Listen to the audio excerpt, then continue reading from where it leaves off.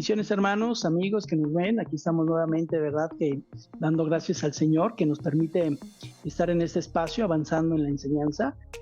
Bueno, en lo que recordamos que es un espacio en el que vemos de manera general, de manera panorámica, estamos estudiando el libro de Romanos. Y bueno, lo importante es tomar principios, ¿verdad? Principios bíblicos que nos ayuden a mejorar en nuestra vida espiritual, en nuestro caminar diario con el Señor. Y bueno, pues esperamos pues agradarle a Dios, ¿verdad? Por eso es que pues nos tomamos un tiempo para meditar en las Escrituras. Bueno, el tema de hoy es la explicación del rechazamiento de Israel.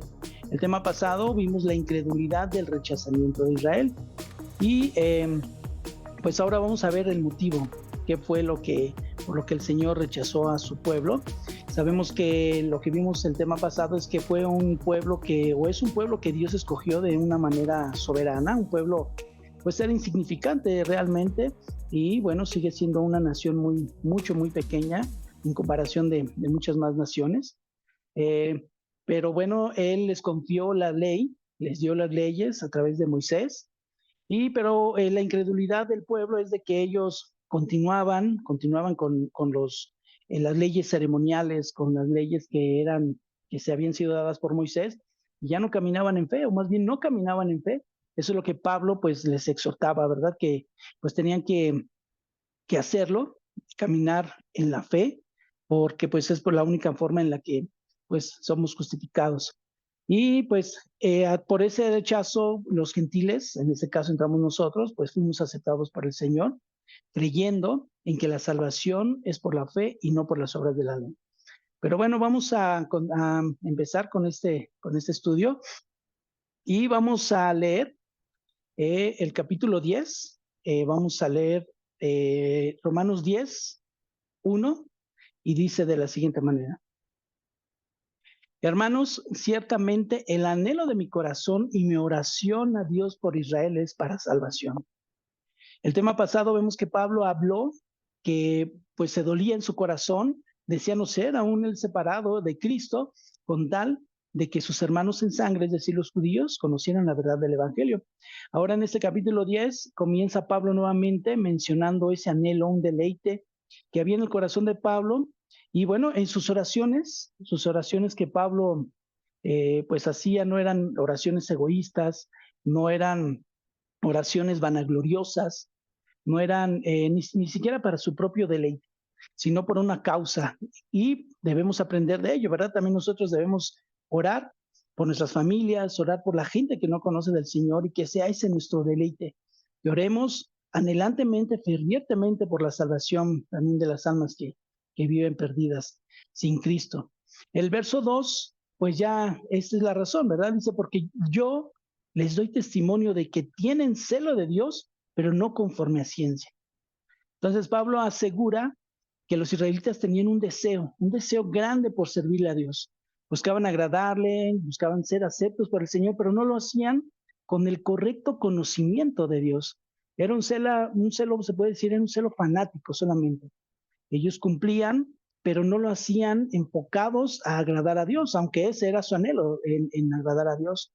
Pero vamos a ver el verso 3, que ese celo, vemos por qué no era conforme al conocimiento correcto. Dice en el verso 3: porque ignorando la justicia de Dios y procurando establecer la suya propia, no se han sujetado a la justicia de Dios, porque el fin de la ley es Cristo para justicia de todo aquel que cree. Entre el verso 3 y el 4, pues vemos que Pablo pues habla algo interesante, ¿verdad? La palabra ignorando. La palabra que usa Pablo en el original se define como alguien que no sabe por falta de información o por falta de inteligencia. Esto quiere decir que, bueno, se define como que alguien que no ejerce la mente.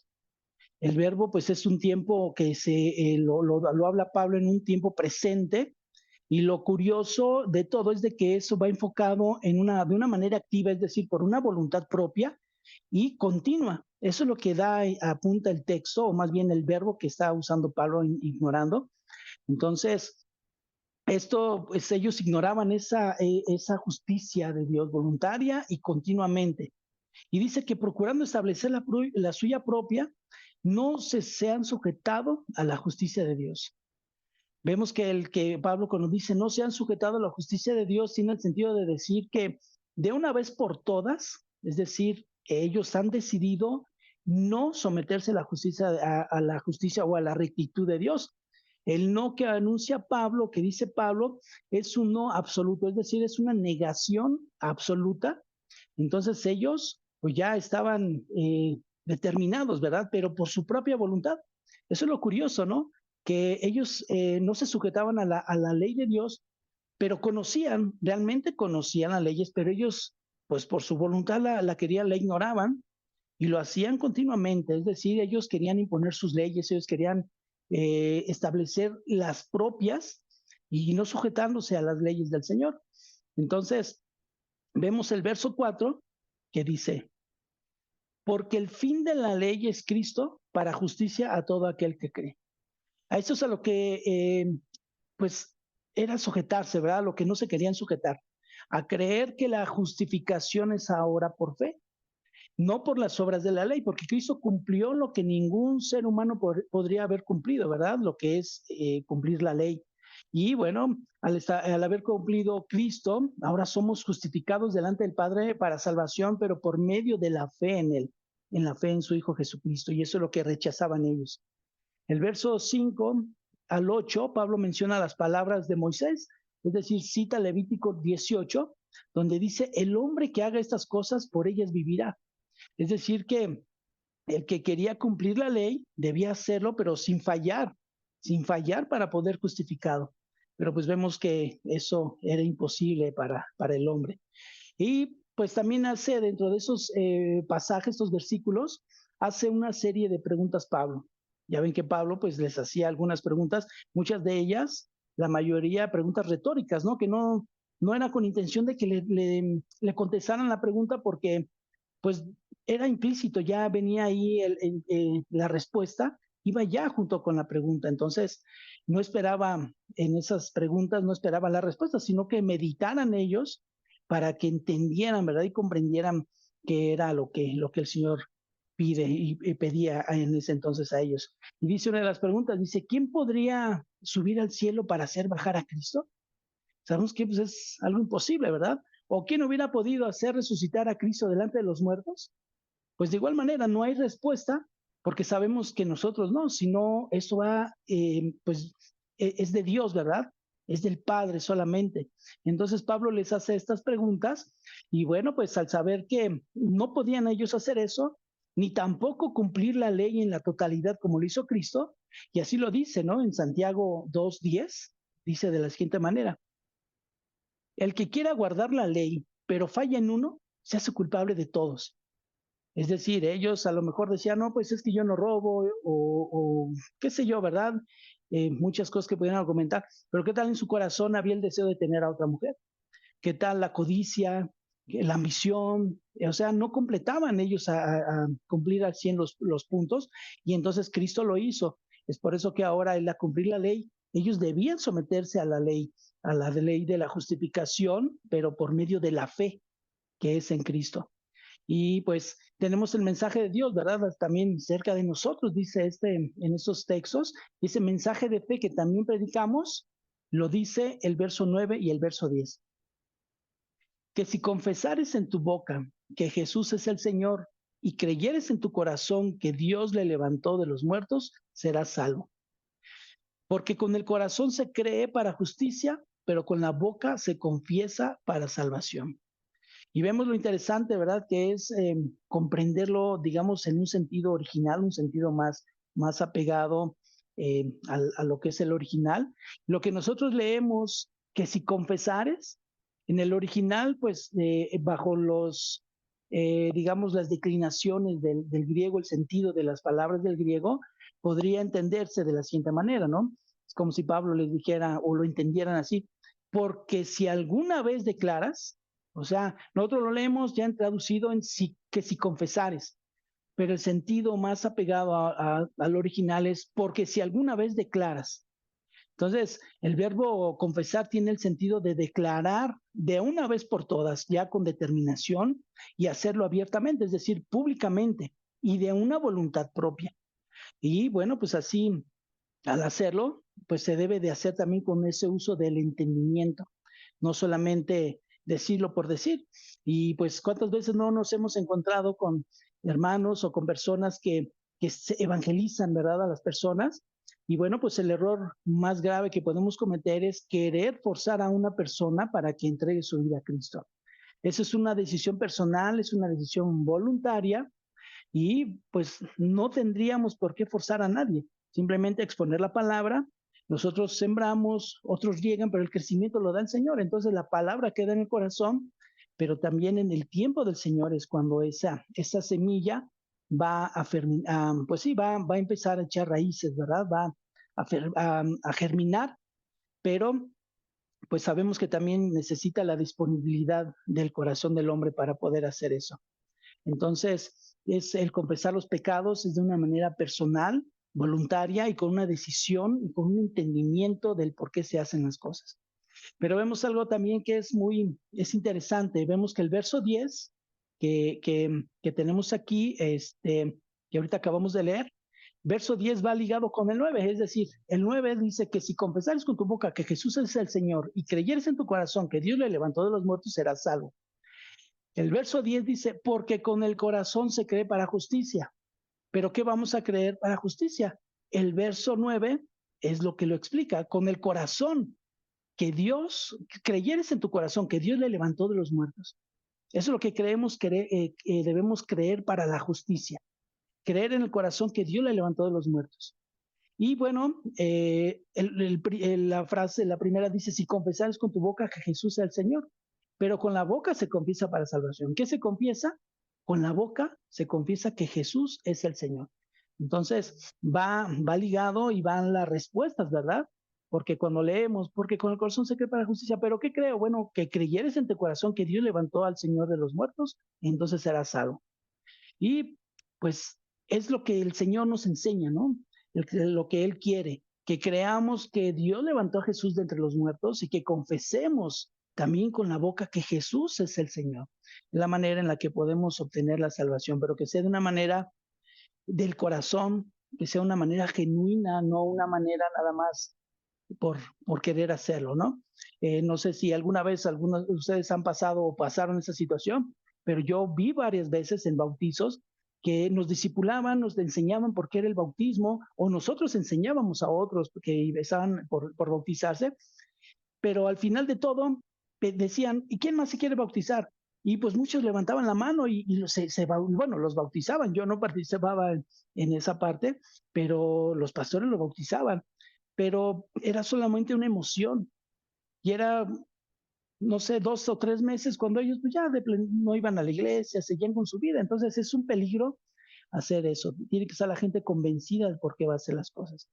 Así es que pues en lo que un nacido de nuevo, pues debe de creer en su corazón que Dios levantó a los muertos, que a través de Cristo somos salvos. Eso es lo que nos da esa fe y esa justificación delante del Padre. El verso 11 y 12 nos hablan sobre la seguridad de que todo el que creyere, dice, en Jesús como Señor y Salvador no será avergonzado. El verbo de creyere, lo que leemos, es un verbo que se define como, o más bien tiene el sentido de creyendo, no de creyere, o sea, pues yo el que creyere, no, es el que esté creyendo continuamente en un estado de acción, en un estado de desarrollo, que seguíamos, y creemos, pero continuamos con eso, seguimos creyendo, ese es el sentido que tiene. Y el verso 12 dice, porque no hay diferencia entre judío y griego, pues pues el mismo que es Señor de todos es rico para con todos los que le invocan. Entonces vemos que ya no hay diferencia entre judío, entre griego, entre gentil. El Señor es el Señor de todos, de todos. La creación es suya y es el Señor de todos. Pero bueno, aquí venía a mi mente cuando yo estaba haciendo esto, pues dije, bueno, a veces se malinterpretan las escrituras. Sabemos que las escrituras se interpretan pues también con algunas reglas, ¿verdad? Que se tiene sobre todo con los contextos. Y pues a mí me ocurrió, y yo creo que sigue ocurriendo, que cuando habla dice, es rico para con todos los que le invocan. ¿Cuántas veces hemos escuchado que entrega tu vida al Señor, el Señor va a resolver tus problemas, el Señor tus finanzas, el Señor? Entonces se interpreta que esto es de que Dios va a enriquecer, va a dar bienes materiales, bienes físicos, pero bueno, ese es un error de interpretación. No que el Señor esté peleado de que tengamos o no tengamos, no, o sea, Dios nos bendice. Pero aquí lo importante es de que entendamos que el original quiere decir es ser rico o enriquecerse, pues no tanto físicamente o materialmente, sino lo que él da a entender es de, y bueno, y en base al contexto de igual manera, porque no habla nada de riquezas, nada de prosperidad ni nada, de acuerdo al contexto, lo que él está hablando es de que nos enriquece, pero ¿qué? En su gracia, nos enriquece, es rico para con misericordia, es rico para darnos ese amor, es rico para perdonarnos. Esto es, ¿no? Lo que apunta, es rico enriqueciéndonos continuamente, ¿no? Como les decía, en su gloria, en su misericordia, en la llenura de su presencia. Nosotros invocamos y somos llenos de eso, pero quienes no lo invocan, definitivamente, pues no van a tener este privilegio, ¿verdad? Y como les mencionaba, no es que sea pecado tener o no tener dinero, tener bienes materiales, no, no es ningún pecado siempre y cuando todo sea en un orden también, ¿verdad? Pero también entendemos que es lo que dice, les voy a leer Mateo 6:33, que dice de la siguiente manera: buscad primeramente el reino de Dios y su justicia, y todas las cosas os serán añadidas. Es decir, que aquí el Señor no apunta tampoco a enriquecernos, pero dice buscar primeramente el reino de Dios. Es lo mismo, ¿verdad? Buscar las riquezas de la gloria del Señor y después todo el Señor lo va a añadir. Él va a añadir lo que necesitamos, Él va a añadir pues lo que nos haga falta, ¿verdad? Entonces, eso es. Quería aclarar este punto porque me vino a la mente y recordé esa parte que se malinterpretan ciertos pasajes de la escritura. Pero bueno, el verso 13, continuando con esos versículos, dice, porque todo aquel que invocar el nombre del Señor será salvo. Es decir, que el que reconozca a Jesucristo como Señor, como Salvador, tiene y tenemos, ¿verdad?, la oportunidad, porque somos ya justificados a través de Él, en poder tener la vida eterna. Y pues la palabra que usa, siempre que usa la palabra Señor, eso va enfocado a Cristo. Es decir, que la palabra Señor en el original es curios, y su definición es supremo en autoridad, soberano, deriva de otra palabra que quiere decir que es curos y se define como supremacía. Así es que si usted está viendo esta enseñanza eh, y pues le han enseñado que Jesús no es Dios, pues la palabra original curios, la cual cada que se menciona en la Biblia es referente a Cristo, bueno, pues demuestra que Jesucristo es el Señor y que es Dios mismo quien nos visitó en la tierra. Entonces, debemos tener eso bien en mente y bien en claro, ¿verdad? En los versículos 14 y 15, pues otra vez unas preguntas que hace Pablo a los miembros de la iglesia en Roma y les dice en el 14, ¿cómo pues invocarán a aquel en el cual no han creído? ¿Y cómo creerán en aquel de quien no han oído? ¿Y cómo oirán sin saber quién les predique? ¿Y cómo predicarán si no fueren enviados? Ahora en el verso 15, bueno, continúa recordando lo escrito por el profeta Isaías, que está en 52:7, y dice, cuán hermosos son los pies de los que anuncian la paz, de los que anuncian las buenas nuevas. En esto, hermanos, debemos de tomarlo como una exhortación a la iglesia, debemos llevar las buenas nuevas a toda criatura, las noticias de salvación, a toda persona. Esa es una manera en la que las personas pueden conocer y reconocer que Jesucristo es el Señor y que solo por medio de Él es como podemos llegar a la presencia del Padre. Él es el camino y es la verdad y es la vida y nadie llega al Padre sino por Jesucristo. Y que es el único Jesucristo, el único intercesor entre Dios y el hombre. No son ídolos, no son imágenes, esos son hechos por manos de hombre, son hechos por manos de hombre y bueno, algo que apunta a la escritura, nada más también para tener referencia que Jesucristo es el único que nos puede llevar al Padre. En el Salmo 115, si tiene oportunidad después de leerlo, es lo que hablan. Dice que todos los ídolos tienen ojos, tienen oídos, tienen nariz, tienen manos, tienen pies y tienen boca, pero no ven, no escuchan, no respiran, no palpan, no caminan, no hablan. Y que bueno, algo fuerte que habla en este pasaje, en este verso del Salmo, dice, y que son semejantes a ellas quienes los fabrican. Es decir, está dando todas esas referencias. No ven, están ciegos, están sordos, parecen personas inertes que no tienen decisiones. Dice que son iguales quienes los fabrican y cualquiera que confía en ellos. Entonces, más claro no puede ser, ¿verdad? Que Jesucristo es el único a quien debemos nosotros adorar, al único a quien debemos dirigir nuestras oraciones para que lleguen al Padre. Y el Padre, por medio de su Hijo Jesucristo, que es Jesús, el intercesor entre Dios y el hombre, es el que puede abogar por nosotros delante de él. Entonces, en el verso 16, Pablo cita en Isaías, dice, más no todos obedecieron al Evangelio, pues Isaías dice, Señor, ¿quién ha creído en nuestro anuncio? Estas palabras sin duda son un lamento, ¿verdad?, del profeta Isaías al ver que la incredulidad y la desobediencia del pueblo de Israel pues era grande. Y vemos algo pues interesante, versos 17 y 18, dice, así que la fe es por el oír y el oír por la palabra de Dios. Pero digo, ¿no han oído? Antes bien, por toda la tierra ha salido la voz de ellos y hasta los fines de la tierra sus palabras. Pablo dice que la fe viene por el oír y el oír la palabra de Dios. Entonces, pues, ¿qué pasó, no? Si el pueblo de Israel escuchaba la palabra del Señor continuamente.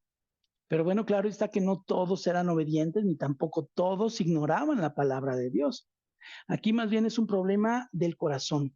La palabra se expone, la palabra se habla, pero el corazón del hombre que se endurece rechaza el escuchar la palabra del Señor. ¿Y por qué? Porque se deleitan en el pecado, se deleitan en la maldad, se deleitan en todo lo vil que pues la carne, que este cuerpo y que el pecado ofrece. El cuerpo se deleita en todo ello. Por eso el hombre cierra su corazón para no escuchar las cosas del Señor. Creo que en algún momento estuvimos en ese lado y pues así es. El que cierra su corazón definitivamente no permite que nada entre a sus oídos y no permite que Dios obre en la vida del hombre. Y eso mismo pasó con el pueblo de Israel. Sigue pasando en nuestros días. Entonces, la gente que no quiere saber nada, se deleitan en ese pecado. Pero bueno, por nuestra parte debemos obedecer lo que Dios pide, de llevar el evangelio a toda criatura. Ese es nuestro deber.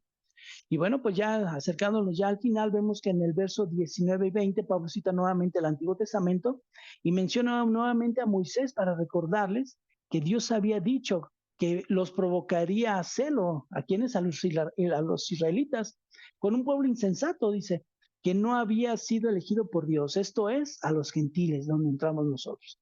Y la otra cita que refieres nuevamente con Isaías, diciéndoles, el Señor fue hallado por quienes no le buscaban y se manifestó a quienes no preguntaron por él. Finalmente, el verso 21 dice, pero acerca de Israel, todo el día extendí mis manos a un pueblo rebelde y contradictor.